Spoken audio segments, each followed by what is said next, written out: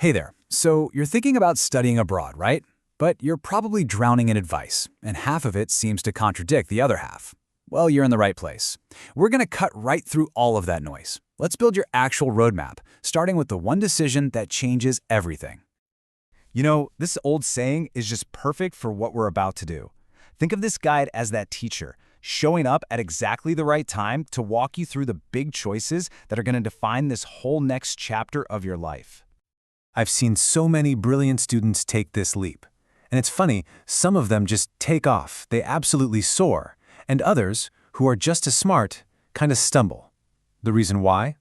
Well, it's probably not what you think. It has absolutely nothing to do with how talented or gifted they are. That's it. The whole game comes down to a series of choices. Get them right, and doors you never even knew existed start to open up. Get them wrong, usually by just following the crowd, and you can hit a wall pretty fast. And your success story. It all kicks off with this first huge choice, the one that really lays the groundwork for everything else to come. All right, so here it is, the first big choice. And I want you to do something radical. Forget about the country. Seriously, forget the university rankings for just a minute. The absolute most important decision you'll make is what you study. This is the thing that's going to shape your career, your passion, and the kind of mark you leave on the world. And I mean really gets you fired up. Not what your parents think is a good idea or what your cousin did, but what makes your brain light up. What problem in the world are you just dying to solve? That feeling, that's your compass. You have to listen to it.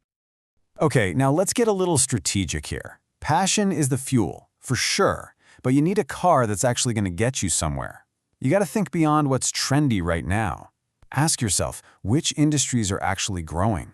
Where's the demand going to be in, say, 2045? And this one? This is a biggie. AI and automation are changing everything. So your goal, your mission, is to pick a field where you're learning things that a machine just can't do. We're talking critical thinking, creative problem solving. That's how you make yourself indispensable. Let me tell you a quick story. I remember working with this incredible engineering student, top of her class, and everyone, I mean everyone, was pushing her to get an MBA. Why? Well, because that's what you're supposed to do, right? It was the prestigious thing. But it just wasn't her. Instead, she went all in on her real passion, which was biomedical engineering. And today, she's not just making a great living, she's genuinely fulfilled. She's designing devices that save lives. An MBA would have never given her that kind of impact. And that is the power of choosing the right what.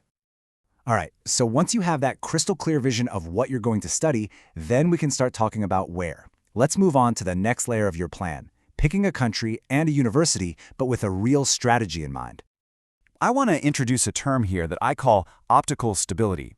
This isn't just about university rankings. It's about looking at a country and asking some tough questions, like how predictable are their visa policies?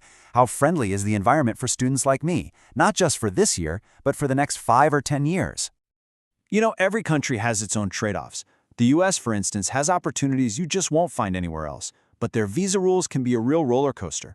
Then you've got Canada, which is super stable with really clear pathways to stick around. The UK has amazing schools, but you got to keep a close eye on their work visa rules because they change. Australia and New Zealand, great for jobs, stable policies, and places like Germany and the Netherlands are top-notch academically if you've got skills that are in high demand. It really comes down to your personal goals and, honestly, how much uncertainty you're okay with. So, you've picked your program, you've got a short list of countries. Now we get to the fun part, actually telling your story. See, your application isn't just a pile of paperwork. It is your single biggest chance to show a group of strangers who you are and why they absolutely need you in their program. Let's just break down the big pieces here. First, look at that timeline.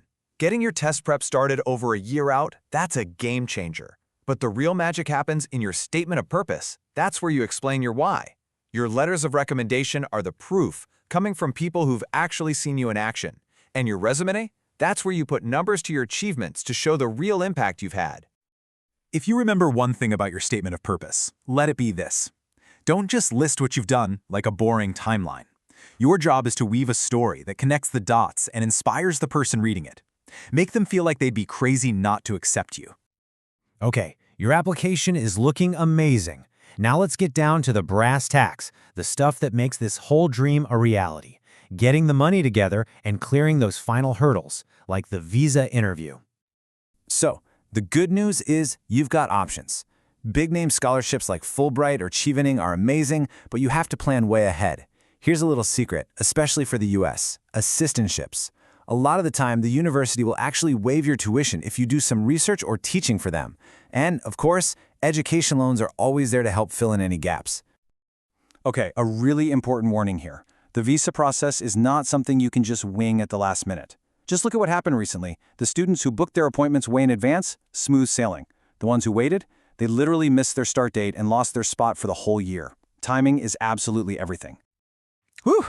Okay, we have covered a lot of ground. So let's pull all these pieces together into one master plan. We'll lay out a timeline to make it all feel less overwhelming, and then we'll hit a couple of the biggest questions that I know are on your mind. Here it is, your 18-month countdown. The biggest thing to see here is that this is a marathon, not a sprint. See how all the heavy lifting, the research, the test prep, the applications, it's all front-loaded? That's on purpose. It means the last 6 months are just about execution, locking down funds, getting your visa. It makes the whole thing way less stressful and way more likely to succeed. This is probably the #1 question I get, hands down. Everyone's worried that one C+ on their transcript or a test score that's just okay has totally blown their chances. And the answer is a huge, emphatic no. These days, universities are looking for whole people, not just numbers on a page. They want to see your side projects, your leadership experience, your passion. A really compelling story in your SOP can absolutely make up for a GPA that isn't perfect. So, we've laid out the entire map for you, from that very first huge decision all the way to you getting on that plane. I know it can feel like a journey of 1,000 miles, but just like Lao Tzu said, it always begins with that first single step. And that brings it all right back to you. The roadmap is in your hands. The choices are yours to make. This incredible journey is just waiting for you to start. So the only real question left is, what's your first step going to be?